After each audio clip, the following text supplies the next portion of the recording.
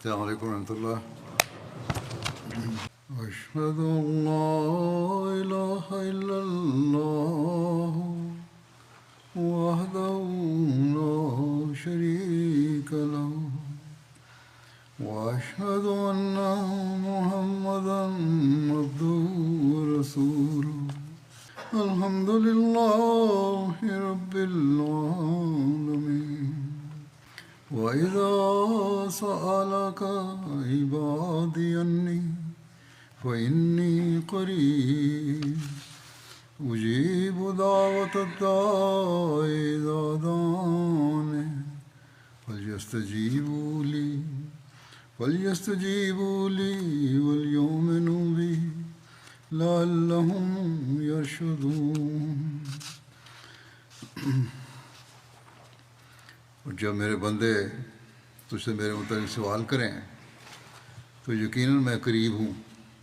میں دعا کرنے والے کی دعا کا جواب دیتا ہوں جب وہ مجھے پکارتا ہے. بس چاہیے کہ وہ بھی میری بات پر لبیک کہیں اور مجھ پر ایمان لائیں تاکہ وہ ہدایت پائیں.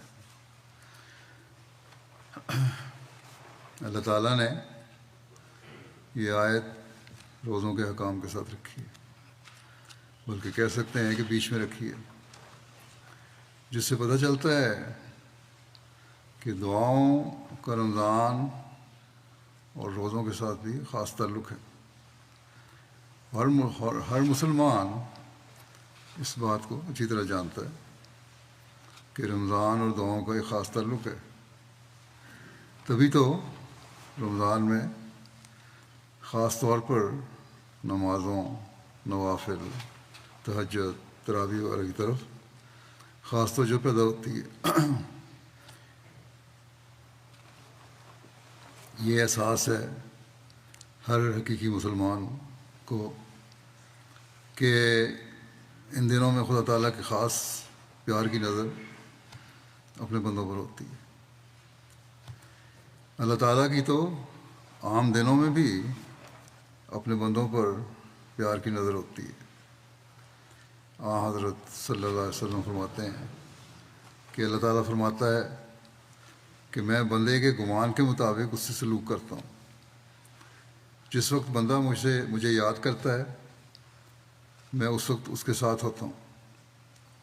اگر وہ مجھے اپنے دل میں یاد کرے تو میں اسے اپنے دل میں یاد کرتا ہوں. اگر وہ میرا ذکر محفل میں کرے تو میں اس کا ذکر محفل میں کروں گا. اگر وہ میری طرف ایک بلشت بھر آئے تو میں اس کی طرف ایک ہاتھ جاؤں گا. اگر وہ میری طرف ایک ہاتھ آئے گا تو میں اس کی طرف دو ہاتھ جاؤں گا. اگر وہ میری طرف چل کر آئے تو میں اس کی طرف دوڑ کر آؤں گا. بس اللہ تعالیٰ تو عام حالات میں بھی بندے سے یہ سلوک فرماتا ہے. اور جب رمضان کا مہینہ ہو جو خالصتاً اللہ تعالیٰ کی طرف بڑھنے کا مہینہ ہے، پورا ماحول ہی انسان کو اس حالت میں کرنے والا ہوتا ہے کہ وہ اللہ تعالیٰ کو یاد کرے، تو پھر اللہ تعالیٰ کس قدر مہربان ہوگا اس کا ہم اندازہ بھی نہیں کر سکتے. لیکن شرط یہ ہے کہ یہ سب باتیں دل کی گہرائی سے ہوں، ایمان پر مضبوط ہوتے ہوئے ہوں، نہ کہ سطحی طور پر.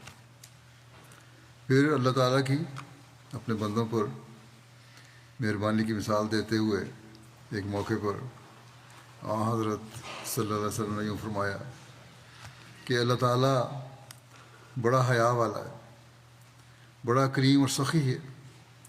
جب بندہ اس کے حضور دونوں ہاتھ بلند کرتا ہے تو وہ ان کو خالی اور ناکام واپس کرنے سے شرماتا ہے. صدق دل سے مانگی ہوئی دعا کو رد نہیں کرتا، قبول کر لیتا. بس یہ حالت اس وقت میسر ہوتی ہے جب صدق کے دل سے انسان مانگے، ہاتھ بلند جب ہو. اور صدق کے دل سے مانگنے کے لیے یہ ضروری ہے کہ گزشتہ گناہوں سے مکمل بچنے اور حقیقی توبہ کا عہد کر کے اللہ تعالیٰ کی طرف آئے. بس ہم بعض دفعہ جلد بازی میں کہہ دیتے ہیں کہ ہم نے دعا کی اور قبول نہیں ہوئی، لیکن اپنی حالت کو نہیں دیکھتے کہ کتنا صدق دل ہے،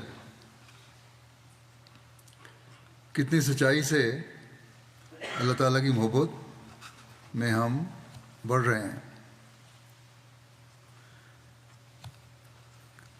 کتنی سچائی سے ہم پچھلے گناہوں کی معافی مانگتے ہوئے آئندہ گناہوں سے بچنے اور اللہ تعالیٰ کے بتائے ہوئے طریق پر چلنے کا عہد کر رہے ہیں. اللہ تعالیٰ کو دھوکہ نہیں دیا جا سکتا، وہ تو ہمارے دل کا حال جانتا ہے، ہماری پتال سان سے واقف ہے. بس اللہ تعالیٰ کے فضلوں کو جذب کرنے کے لیے، اس کے کھلے در میں داخل ہونے کے لیے، اس کے لوازمات بھی پورے کرنے ہوں گے.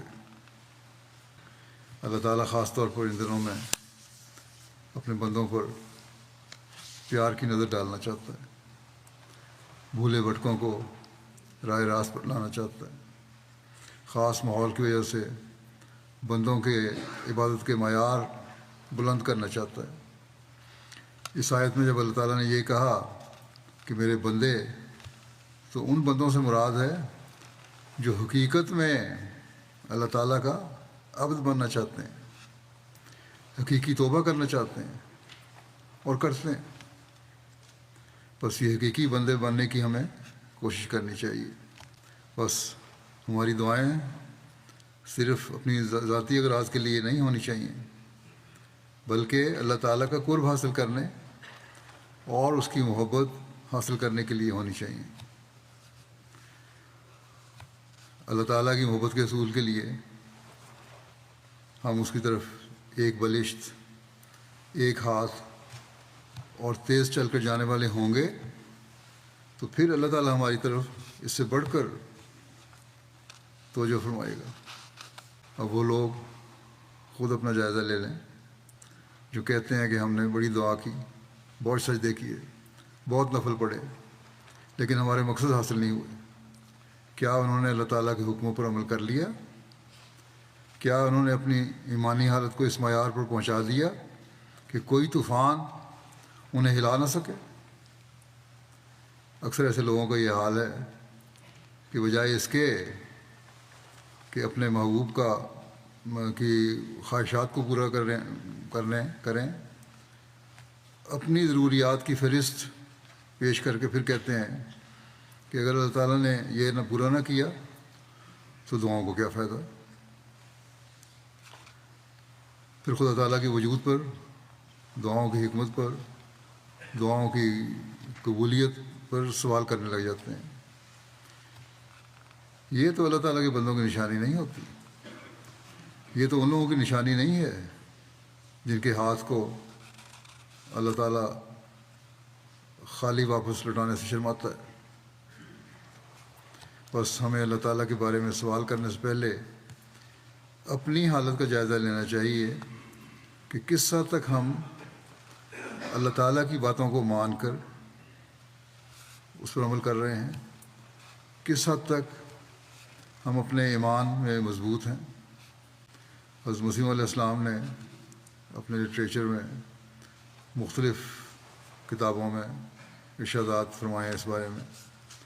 دعا کی حکمت، اس کی قبولیت کی حکمت اور فلاسفی بڑی تفصیل سے بیان کی ہے، اور وہ معیار بتائے ہیں جب دعا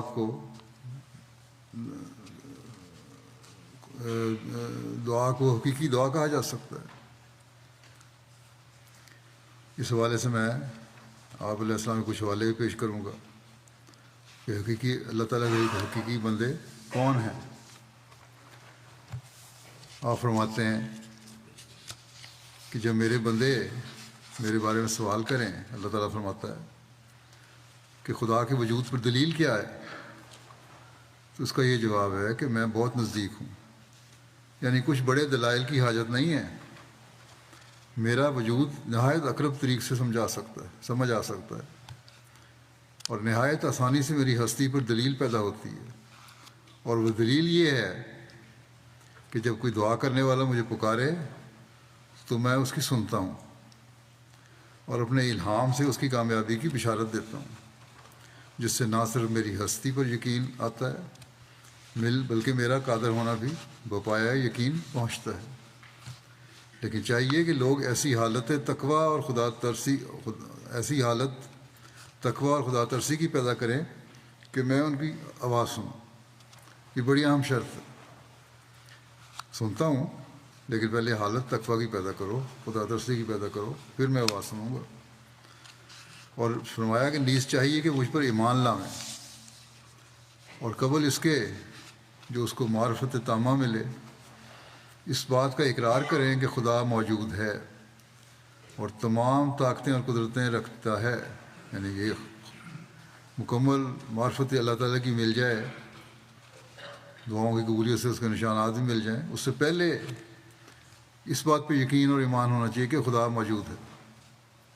پہلے ایمان مضبوط کرو اللہ تعالیٰ پر، ایمان بالغیب ہو، اور پھر یہ ہے کہ تمام طاقتیں اور قدرتیں رکھتا ہے وہ، کیونکہ جو شخص ایمان لاتا ہے اس کو عرفان دیا جاتا ہے۔ ایمان پہلے ہوگا پھر عرفان بھی ملے گا، بس ایمان کا اعلیٰ معیار ہوگا تو پھر ہی قبولیت دعا کے نظارے بھی ہوں گے۔ یہ نہیں کہ کسی ابتلا سے ڈاواڈول ہو جائے انسان۔ یہ دلیل اللہ تعالیٰ نے اپنے ہونے کی بتائی ہے کہ دعا سنتا ہوں، بس اگر دعا سنی نہیں گئی تو اس تعلق میں کمی ہے جو دو دوستوں میں ہوتا ہے، اور اس کمی کو پورا کرنے کا طریق بھی بتا دیا کہ تقویٰ کی حالت پیدا کرو، اس بات پر کامل یقین ہو اور اس کا اقرار کرو کہ خدا موجود ہے، اور تیسری بات یہ ہے کہ اللہ تعالیٰ پر کامل یقین ہو کہ وہ تمام طاقتیں اور قوتیں رکھتا ہے، اس کے علاوہ اور کوئی نہیں جو تمام طاقتیں رکھتا ہو، بس یہ معیار ہیں۔ جیسا کہ حدیث میں بھی آیا، اللہ تعالیٰ کہتا ہے میں تمہیں یاد کرتا ہوں اور تم مجھے یاد کرتے ہو، دل میں یا محفل میں۔ فرمایا کہ اگر یہ کہو کہ ہم پکارتے ہیں پر وہ جواب نہیں دیتا، یہ سوال اٹھتا ہے، پہلے بھی ذکر ہو چکا کہ ہم پکارتے ہیں جواب نہیں دیتا، تو دیکھو، فرمایا کہ دیکھو تم ایک جگہ کھڑے ہو کر ایک ایسے شخص کو جو تم سے بہت دور ہے پکارتے ہو اور تمہارے اپنے کانوں میں کچھ نقص ہے۔ بس پہلی بات یہ ہے کہ دور کھڑے ہونے سے فائدہ کوئی نہیں، قریب آؤ اور محبت سے قربت ملے گی، وہ محبت پیدا کرو اللہ تعالیٰ کے دل میں۔ اپنے کانوں میں کچھ نقص ہے، کمزوری ایمان بھی کانوں میں نقص ڈالنا ہی ہے، اس کمزوری ایمان کو دور کر کے ایمان کو مضبوط کرو، پھر قربت ملے گی۔ وہ شخص تو تمہاری آواز سن کر تمہیں جواب دے گا، مثال دی آپ نے کہ دور سے آوازیں دے رہے ہو، تمہاری ہلکی سی آواز کو پہنچ گئی یا آوازیں بھی پہنچ گئی، وہ تمہیں جواب دے گا، مگر جب وہ دور سے جواب دے گا تو تم باعث بہرا پن کے سن نہیں سکو گے۔ اللہ تعالیٰ جواب دے بھی دے تو کیونکہ تمہارے ایمان میں مضبوطی نہیں ہے، تمہاری محبت میں کمی ہے، اس کی باتوں پر عمل نہیں کر رہے، یہ بہرا پن تمہارے کانوں کا ہے جس کی وجہ سے تم اس کی آواز کو سن نہیں سکتے۔ اب وہ اللہ تعالیٰ جواب دے بھی دے تو تم یہی کہو گے ہم نے جواب نہیں دیا، حالانکہ اس نے جواب دیا تھا کہ اپنی حالت کو بہتر کرو، تم نے اگر اونچی آواز سننی ہے تو، لیکن تم بہرا پن کی وہ آواز بھی نہیں سن رہے۔ بس فرمایا کہ جوں تمہارے درمیانی پردے اور حجاب اور دوری دور ہوتی جائے گی تو تم ضرور آواز کو سنو گے، تقویٰ میں بڑھتے جائیں گے تو آواز کو سننے کی طرف توجہ پیدا ہوتی جائے گی۔ فرمایا کہ جب سے دنیا کی پیدائش ہوئی ہے اس بات کا ثبوت چلا آتا ہے کہ وہ اپنے خاص بندوں سے ہم کلام ہوتا ہے، اگر ایسا نہ ہوتا پھر آپ علیہ السلام ایک جگہ فرماتے ہیں کہ دعا خدا تعالیٰ کی ہستی کا زبردست ثبوت ہے۔ چنانچہ خدا تعالیٰ ایک جگہ فرماتا ہے کہ واذا سألک عبادی انی فانی قریب اجیب دعوت الداعی اذا دعان، یعنی جب میرے بندے تو اسے سوال کریں کہ خدا کہاں ہے اور اس کا کیا ثبوت ہے، تو کہہ دو کہ وہ بہت ہی قریب ہے، اور اس کا ثبوت یہ ہے کہ جب کوئی دعا کرنے والا مجھے پکارتا ہے تو میں اس کو جواب دیتا ہوں، اور یہ جواب کبھی رویا صالحہ کے ذریعے ملتا ہے، سچی خبریں آ جاتی ہیں ان کے ذریعے جواب مل جاتا ہے، کبھی کشف اور الہام کے واسطے سے، اور علاوہ بری دعاؤں کے ذریعے سے خدا تعالیٰ کی قدرتوں اور طاقتوں کا اظہار ہوتا ہے۔ اس کے علاوہ بھی خدا تعالیٰ کی قدرتوں اور طاقتوں کا اظہار ہو جاتا ہے دعاؤں کے ذریعے سے، خود بخود پتہ لگ جاتا ہے کہ اللہ تعالیٰ نے ہماری آواز سن لی، ہماری دعا سن لی، اور اس کے نتیجے میں یہ باتیں پیدا ہو رہی ہیں۔ فرمایا اور معلوم ہوتا ہے کہ وہ ایسا قادر ہے جب کہ مشکلات کو حل کر دیتا ہے۔ غرض دعا بڑی دولت اور طاقت ہے، بس حقیقی دعا کی یہ خصوصیت ہے کہ فضول کاموں اور لغویات سے وہ دور ہو جاتا ہے، پاکیزگی اس کی فطرت میں آ جاتی ہے۔ وہ صرف دنیاوی مقاصد کے لیے دعا نہیں کرتا، بلکہ اپنے دین اور تقوی میں بڑھنے کے لیے بھی دعا کرتا ہے، خدا تعالیٰ کی محبت مانگنے کے لیے دعا کرتا ہے، اور یہی ایک حقیقی مومن کی نشانی ہے، یہی ایمان میں کامل ہونے کی نشانی ہے، ایمان میں بڑھنے کی نشانی ہے۔ پھر دعا کی گہرائی کو مزید کھولتے ہوئے آپ ایک جگہ فرماتے ہیں، حصول فضل کا اقرب طریق دعا ہے، اور دعائے کامل کے لوازمات یہ ہیں کہ اس میں رقت ہو، اضطراب ہو، گزارش ہو۔ جو دعا عاجزی، اضطراب اور شکستہ دلی سے بھری ہوئی ہو، وہ خدا تعالیٰ کے فضل کو کھینچ لاتی ہے۔ دعا تو ایک ایسی چیز ہے جو ہر مشکل کو آسان کر دیتی ہے۔ دعا کے ساتھ مشکل کام بھی آسان ہو جاتا ہے۔ جو لوگوں کو دعا کی قدر و قیمت معلوم نہیں ہو جاتا ہے، لوگوں کو دعا کی قدر و قیمت معلوم نہیں، وہ بہت جلد ملول ہو جاتے ہیں اور ہمت ہار کر چھوڑ بیٹھتے ہیں۔ حالانکہ دعا ایک استقلال اور مداومت کو چاہتی ہے۔ جب انسان پوری ہمت سے لگا رہتا ہے تو ایک بدخلقی کیا ہزاروں بدخلقیوں کو اللہ تعالیٰ دور کر دیتا ہے اور اسے کامل مومن بنا دیتا ہے۔ لیکن اس کے واسطے اخلاص اور مجاہدہ شرط ہے جو دعا ہی سے پیدا ہوتی ہے، کیونکہ دعا بھی ایک مجاہدہ کو چاہتی ہے۔ جو شخص دعا سے لاپرواہی کرتا ہے اور اس سے دور رہتا ہے، اللہ تعالیٰ بھی اس کی پرواہ نہیں کرتا اور اس سے دور ہو جاتا ہے۔ جلدی اور شتاب کاری یہاں کام نہیں آتی، جلد بازی کام نہیں آئے گی۔ خدا تعالیٰ اپنے فضل و کرم سے جو چاہے عطا کرے اور جب چاہے عنایت فرمائے، جو چاہے دے اور جب چاہے دے، یہ ذہن میں رہنا چاہیے ہمیشہ۔ سائل کا کام نہیں ہے کہ وہ فی الفور عطا نہ کیے جانے پر شکایت کرے اور بدظنی کرے، بلکہ استقلال اور صبر سے مانگتا چلا جاوے۔ بس مستقل مزاجی شرط ہے، اور سب سے اہم دعا اپنے آپ کو پاک کرنے کی ہے، ایسی پاکیزگی جو خدا تعالیٰ کی نظر میں پاکیزگی ہے۔ بڑا ہی خوش قسمت ہے وہ شخص جس کو دعا پر ایمان ہے، کیونکہ وہ اللہ تعالیٰ کی عجیب در عجیب قدرتوں کو دیکھتا ہے اور خدا تعالیٰ کو دیکھ کر ایمان لاتا ہے کہ وہ قادر اور کریم خدا ہے۔ دعا کی قبولیت کے نہ ہونے کو شکوہ کرنے والوں کے جواب میں آپ کی جگہ فرماتے ہیں، بہت سے لوگ ہیں جو کہ اللہ تعالیٰ پر الزام لگاتے ہیں اور اپنے آپ کو بری خیال کر کے کہتے ہیں کہ ہم نے نماز بھی پڑھی اور دعا بھی کی ہے مگر قبول نہیں ہوتی۔ یہ ان لوگوں کا اپنا قصور ہوتا ہے۔ نماز اور دعا جب تک انسان غفلت اور کثرت سے خالی نہ ہو، وہ قبولیت کے قابل نہیں ہوا کرتی۔ اگر انسان ایک ایسا کھانا کھائے جو کہ بظاہر تو میٹھا ہے مگر اس کے اندر زہر ملی ہوئی ہے، تو مٹھاس سے وہ زہر معلوم تو نہ ہوگا، مگر پیشتر اس کے کہ مٹھاس اپنا اثر کرے، زہر پہلے ہی اثر کر کے کام تمام کر دے گا، مار دے گا انسان کو۔ یہی وجہ ہے کہ غفلت سے بھری ہوئی دعائیں قبول نہیں ہوتیں، کیونکہ غفلت اپنا اثر پہلے کر جاتی ہے۔ یہ بات بالکل ناممکن ہے کہ انسان اللہ تعالیٰ کا بالکل مطیع ہو اور پھر اس کی دعا قبول نہ ہو۔ اللہ تعالیٰ نے اسباب پیدا کیے، ان کا استعمال کرنا بھی دعا کے ساتھ ضروری ہے۔ اس بارے میں آپ نے فرمایا یہ سچی بات ہے کہ جو شخص اعمال سے کام نہیں لیتا وہ دعا نہیں کرتا، بلکہ خدا تعالیٰ کی آزمائش کرتا ہے۔ اس لیے دعا کرنے سے پہلے اپنی تمام طاقتوں کو خرچ کرنا ضروری ہے، اور یہی معنی اس دعا اہدنا الصراط المستقیم کے ہیں۔ پہلے لازم ہے کہ انسان اپنے اعتقاد اعمال میں نظر کرے، کیونکہ خدا تعالیٰ کی عادت ہے کہ اصلاح اسباب کے پیرائے میں ہوتی ہے۔ اسلام ہونے کے لیے بہرحال کوئی اسباب مہیا ہوتے ہیں، وہ کوئی نہ کوئی ایسا سبب پیدا کر دیتا ہے کہ جو اصلاح کا موجب ہو جاتا ہے۔ وہ لوگ اس مقام پر ذرا غور کریں جو کہتے ہیں کہ جب دعا ہوئی تو اسباب کی کیا ضرورت ہے۔ وہ نادان سوچیں کہ دعا بجائے خود ہی ایک مخفی سبب ہے، دعا بھی تو ایک سبب ہی ہے جو دوسرے اسباب کو پیدا کر دیتا ہے۔ خدا تعالیٰ ایک تعلق چاہتا ہے اور اس کے حضور میں دعا کرنے کے لیے تعلق کی ضرورت ہے، بغیر تعلق کے دعا نہیں ہو سکتی۔ پہلے بزرگوں کی بھی اس قسم کی باتیں چلی آتی ہیں جن سے دعا کرنے والوں کو دعا کرانے سے پہلے تعلق ثابت کرنے کی تاکید کی۔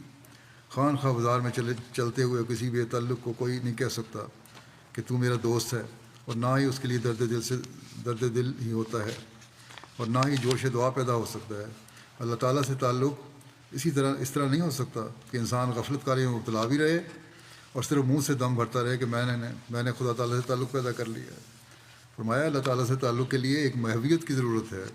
ہم بار بار اپنی جماعت کو اس بات پر قائم ہونے کے لیے کہتے ہیں، فرمایا کہ ہم بار بار اپنی جماعت کو اس بات پر قائم ہونے کے لیے کہتے ہیں کیونکہ جب تک دنیا کی طرف انقطاع اور اس کی محبت دلوں سے ٹھنڈی ہو کر اللہ تعالیٰ کے لیے فطرتوں میں طبی جوش اور محویت پیدا نہیں ہوتی، اس وقت تک ثبات میسر نہیں آ سکتا۔ اور سمے ان دنوں میں جبکہ اللہ تعالیٰ نے خاص طور پر یہ برکت کا مہینہ ہمارے لیے مہیا فرمایا ہے، اپنے اندر پاک تبدیلیاں پیدا کرتے ہوئے دعاؤں کی طرف توجہ دینی چاہیے۔ یہی ہماری دنیا واپس سنوارنے کا ذریعہ ہے۔ رمضان کا اب آخری عشرہ شروع ہو رہا ہے، اس میں خاص طور پر ہمیں اللہ تعالیٰ کے حکموں کو اپنا لائے عمل بناتے ہوئے، ایمان میں مضبوط ہوتے ہوئے، راتوں کو اٹھ کر اس کے حضور جھکتے ہوئے اس کے قرب کو حاصل کرنے کی کوشش کرنی چاہیے تاکہ ہم اس ہدایت کو پانے والے ہوں جس پر اللہ تعالیٰ ہمیں چلانا چاہتا ہے۔ رمضان کی دعاؤں میں خاص طور پر جماعت کی ترقی کے لیے دعائیں کریں، اسیران کے لیے دعائیں کریں، اللہ تعالیٰ ان کے رہائی کے سامان جلد سے زیادہ فرمائے۔ یمن کے اسیران کے لیے دعائیں کریں، خاص طور پر ایک خاتون میں ان کو قید میں ظالمانہ طور پر ایک تنگ سی کوٹری میں رکھا ہوا ہے، جو باقی اسیران سے علیحدہ ہیں، لیکن بڑے صبر اور ایمان کی پختگی کا مظاہرہ کرتے ہوئے وہاں رہ رہی ہیں۔ اللہ تعالیٰ ان کی رہائی کے بھی سامان جلد پیدا فرمائے۔ جو بزدنیہ جماعت کے بارے میں ان لوگوں کے دل میں ہے، یعنی مخالفین کے، اللہ تعالیٰ انہیں دور فرمائے۔ فلسطینیوں کو بھی دعاؤں میں یاد رکھیں۔ بظاہر تو یہ کہتے ہیں جی بڑی تبدیلیاں پیدا ہو رہی ہیں، لیکن حالات تو بدتر ہی ہو رہے ہیں۔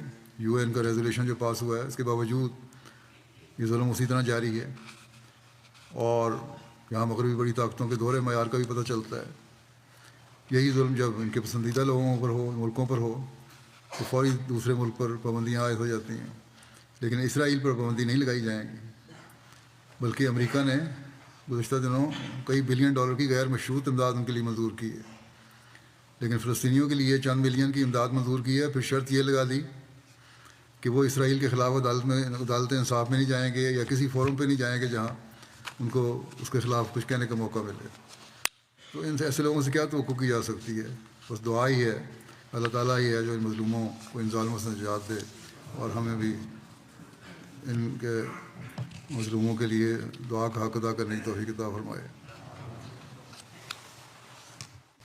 الحمد للہ